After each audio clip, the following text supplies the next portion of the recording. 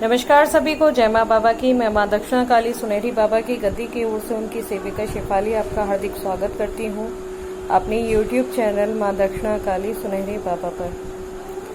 Hope you all are fine and doing well at your jobs, in your jobs, at your work, at your place. कुछ भी कह लो, ज़्यादा अंग्रेजी नहीं आती मेरे को, जितनी आती है उतनी झाड़ लेती हूँ। ठीक है, चलिए छोड़िए इस सब चीज़ को। बात करते हैं नागों के विषय में। कई प्रजातियां होती हैं, है ना। नाग बहुत स्पेशल शक्ति के स्वामी होते हैं, अति स्पेशल, मतलब इतनी विशेष शक्तियां होती हैं कि इनका एक अलग लोक होता है। कहते हैं जैसे अमरावती इंद्र की नगरी है, ऐसे भोगवती नागों की नगरी है। नागलोक इनका खुद का अपना स्थान। कहते माता कद्रू और ऋषि कश्यप की संतानें नाग। माता ने मांगा था ऐसा, कद्रू की बड़ी बहन भी थी, तो इन लोग ने मांगा था, उन्होंने सभ्य समझदार पुत्र मांगे थे और माता कद्रू ने एक साथ 1000 पुत्रों का आशीर्वाद मांगा था।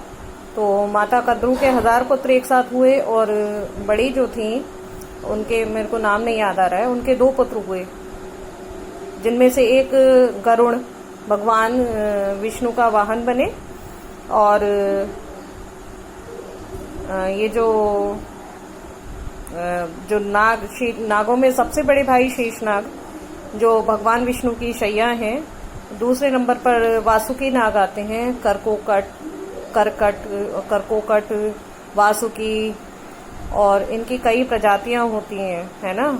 तो कहते हैं काल सर्प दोष, किसी नाग को, किसी सांप को मार दो या उसका बुरा करो या अपने बड़े बूढ़ों का श्राप लो, तो आपकी कुंडली में काल सर्प योग ऐसे बैठ जाता है कि वो आप कुछ भी करते रहो, वो काल सर्प योग जाता नहीं है, मतलब आपका भला हो नहीं पाता है, कितनी भी अच्छी कुंडली हो।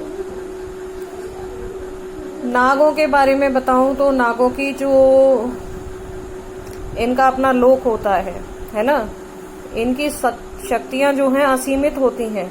ये किसी भी इंसान के ऊपर सवारी ले सकते हैं, ये डेफिनेटली बदला लेते हैं, बिल्कुल। और इनकी जो मेधा शक्ति होती है, स्मरण शक्ति होती है, जिसे आप याददाश्त कहते हैं, जो मेमोरी होती है, इनकी जो हार्ड डिस्क होती है, वो इतनी तेज होती है कि बता नहीं सकते हैं। एक बार जो इन्होंने देख लिया वो छप गया, ये कभी नहीं बोलते हैं। तो जो नागों की शक्ति होती है वो असीमित है।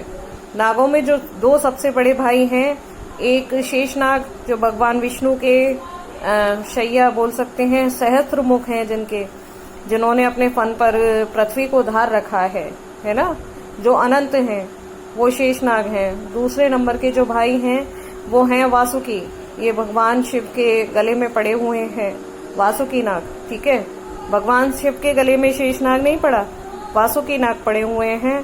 जब शेषनाग को नागलोक का राजा बनाया जा रहा था तो उनका मोह भंग हो गया था और उन्होंने सिर्फ तपश्चर्या और पूजा पाठ को ही अपना लिया था और उन्होंने त्याग दिया था अपने राज्य को, और अपना जो राज्य था उन्होंने अपने से छोटे भाई वासुकी के हवाले कर दिया था, जिसका संचालन वासुकी आज भी नागलोक का संचालन करते हैं और शेषनाग की हर आज्ञा का पालन भी वहाँ किया जाता है ना। इसके अलावा जो इनकी ये जो होते हैं, कहते खजाने जो होते हैं, गड़ा हुआ धन, छिपा हुआ धन, इन सब की रक्षा स्वयं सांप करते हैं, नाग करते हैं, है ना। और ये उसी के हाथ में धन को देते हैं जो उस धन का स्वामी होता है, तब तक ये रक्षा करते रहते हैं। इसे नाग चौकी बोला जाता है। बदला लेने में ये इतने तेज होते हैं कि जब तक बदला नहीं ले लेते हैं तब तक मानते नहीं है, या कोई ऐसा बंदा या ऐसी शक्ति सामने आ जाए जिसकी इन्हें हार के माननी पड़े, तब ही रुकते हैं, अन्यथा अपना बदला पूरा लेकर ही मानते हैं। तो ये नाग होते हैं। स्मरण शक्ति बड़ी तेज होती है, विलक्षण होती है, अद्भुत प्रतिभा के स्वामी होते हैं। नागों की कई प्रजातियां हैं, हजारों तरह के सर्प नाग वास करते हैं नागलोक में। ये अपने वैसे अगर बोलूँ ना नॉर्मली, तो सांप कभी अपने बिल में नहीं रहते, ये चूहे के बिल में ही रहते हैं। वहाँ से चूहे को खा जाते हैं हम, चूहा भाग जाता है इन्हें देख के, और उसके बिल में ये रहते हैं। तो पृथ्वी पर तो ये ऐसे ही रहते हैं। जो शेषनाग हैं, इन्होंने पृथ्वी को धार रखा है, विलक्षण हैं, अद्भुत हैं, इनकी शक्ति भी असीमित है।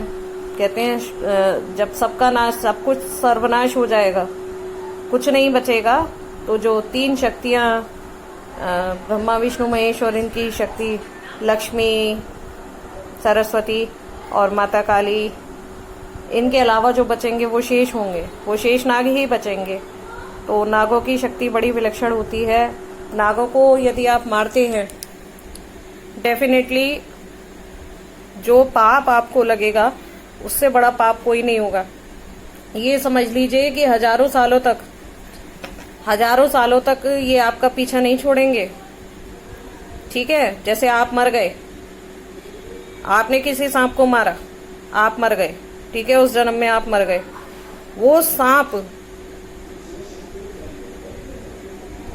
जब पुरवाई चलती है तो दोबारा जिंदा हो जाते हैं।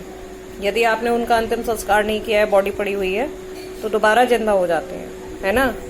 तो वो सांप 4-4, 5-5 जन्म तक इंतजार करता है कि मतलब कि ये 500 साल बाद पैदा होगा। अब उसे मालूम है कि ये 500 साल बाद पैदा होगा, तो 500 साल बाद जब वो आदमी पैदा होता है, तो 500 साल बाद एनी हाउ वो सर्प उस तक पहुंच जाता है, डेफिनेटली पहुंच जाता है, और अपना बदला लेके ही मानता है, नहीं तो जन्म जन्मांतर तक पीछा नहीं छोड़ता है। तो वो सर्प होता है। मणि होती है, इनको मणिधारी होते हैं। कई नाग ऐसे होते हैं जो मणिधारी होते हैं। कई नागों के 1 फन होता है, कई के 2, कई के 5, कई के 3, कई के 7, कई के 100 फन और 1000 फन। तो ये नाग होते हैं, इनकी शक्ति होती है, इनकी मणियों में बड़ी शक्ति होती है। मणिधारी सांप हो जाते हैं। जब कहते हैं कि 100 साल यदि कवर अप कर लिए, सांप जिंदा रह गया, तो उसकी दाढ़ी मूछ भी निकलेगी और उसमें उसके पंख भी निकल आएंगे, तो वो उड़ने वाला सर्प हो जाता है। उसकी दाढ़ी मूछ भी आ जाती है और पंख भी निकल आते हैं, उड़ने की भी शक्ति प्राप्त कर लेता है वो सांप। जब भी पुरवाई चलती है तब सर्प जिंदा हो जाते हैं, मरे हुए सांप जिंदा हो जाते हैं। ठीक है, तो कहते हैं कि सांप का साथ के साथ अंतिम संस्कार कर देना चाहिए, नाग का साथ के साथ अंतिम संस्कार कर देना चाहिए, वैसे ही जैसे अपने बड़े बूढ़ों का हम करते हैं। अच्छा, ये हमारे पितृ रूप में, मतलब हमें दर्शन जो देते हैं, हमारे पितरों के दर्शन होते हैं, वो हमें सर्प के रूप में ही होते हैं, है ना। और जो पितृ हमारे मोक्ष प्राप्त नहीं कर पाते हैं, ऐसा कुछ नहीं हो पाता है, तो उनका जन्म जो है सर्प रूप में होता है। तो वो पीले, कहते हैं पीले सांप अगर आपको अपने घर में दिखाई दे रहे हैं, तो वो आपके अपने पितृ हैं, जो सर्प रूप में आपके यहाँ उपस्थित होकर आपको आशीर्वाद देने आए हैं। तो ये पितृ के रूप में दर्शन देते हैं, पितृ होते हैं। मैं अपनी बताऊं, एक बार मैं सांप की कुंडली पे खड़ी हो गई थी एक पैर आगे और एक पैर पीछे, बट पता नहीं क्यों उस सांप ने मुझे काटा नहीं था। मतलब उस वक्त वो मैं अंधेरे में निकल गई थी, मकान हमारा पुराना था, तो मैं वो कुंडली मारे बैठे हुए थे और मैं सीधे एक पैर आगे, मैं सीढ़ी चढ़ी ना, तो बड़ी सी सीढ़ी थी, तो उस पे जैसे मैं चढ़ी तो एक पैर आगे कुंडली पे, एक पैर उसके पीछे कुंडली पे, मतलब दोनों तरफ पैर मेरे, और पूरी सांप के ऊपर खड़ी हुई। एकदम आवाज हुई, फा। मैंने एकदम भड़बड़ा के लाइट खोली तो देखती हूँ नीचे सांप है। वो पैरों को छू के निकल गया, बट उसने मुझे काटा नहीं था। कहते सांप छोड़ता नहीं है, उसने मुझे काटा नहीं था।